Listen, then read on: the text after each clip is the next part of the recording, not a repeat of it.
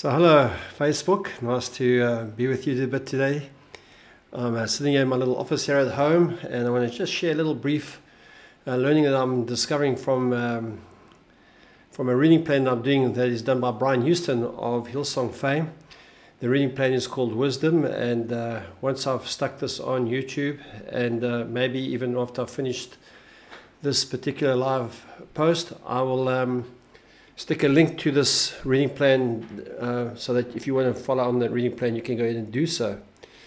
But I'm finding myself in a place, Christine and I, where we are kind of been in a transitional place for a while now, as I've been exiting out of my role as one of the senior pastors at Grace into this new role of being founding pastor, and moving into a role around wanting to really do something on social media about sharing just my passion, my sense of mission for reaching people and for hopefully influencing people towards what it means to have union with God and union with one another and union with purpose and all that kind of stuff.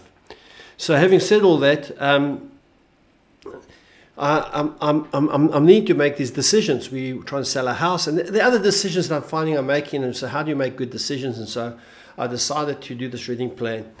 And one of the verses that in the reading plan that Brian Houston has done comes from Proverbs chapter 9, verse 11 and 12, and I'll read it to you. It says, through me, and Lady Wisdom, he's personifying, the writer's personifying wisdom as a woman of wisdom. It says that your life deepens and the years of your life ripen. Live wisely and wisdom will permeate your life. Mock life and life will mock you.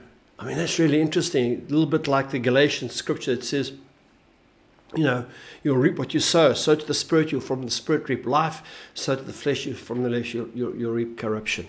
So, you know, as I'm in doing this, I'm asking myself this question, you know, so how do we make good decisions? How do you make good decisions? One of the other things that Brian Houston does in this process, he writes this statement, and I read this morning, and I want to share it with you.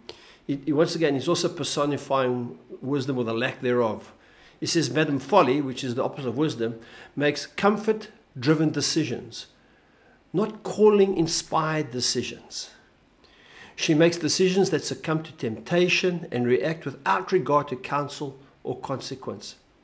Don't make short-sighted decisions, underestimating their impact upon you and others. Foolish decisions will mess up your life when you're confused and you don't know what to do, which decisions to make or which paths to choose. Cry out to God and ask Him for wisdom. So I really was kind of really intrigued by how he says that decisions can kind of fall into two major categories: comfort-based decisions and then calling-based decisions. Now, we're not talking about the decisions, what shall I wear today and should I have chicken or beef? We're talking about kind of big long-term decisions that have major impact in your life. And he defines comfort-based decisions as temptation and react without regard to counsel or consequence. He talks about short-sighted, underestimating the impact upon you and others. And he says these will mess up your life. So it's interesting. So how do we make calling-based decisions? Well, I would say that we don't make them quickly. We make them with regard to counsel. We weigh up the consequences of our decisions. We take a long view, not just a short-term view. And we really kind of try to understand and estimate the impact that a decision is going to have on us over a long term of life. He does say, when confused and you don't know what to do, cry out to God and ask God for wisdom, because he's referring to the scripture in James. It says, if any man lacks wisdom, let him ask.